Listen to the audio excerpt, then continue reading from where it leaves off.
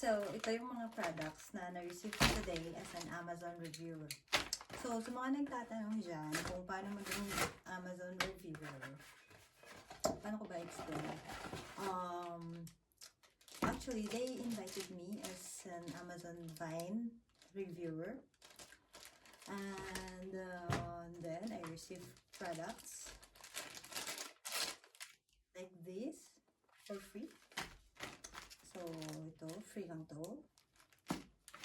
And then, kapag naka-receive ka ng products, galing kay Amazon,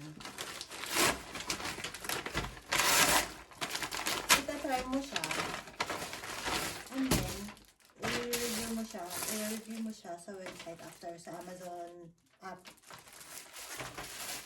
So, ayun.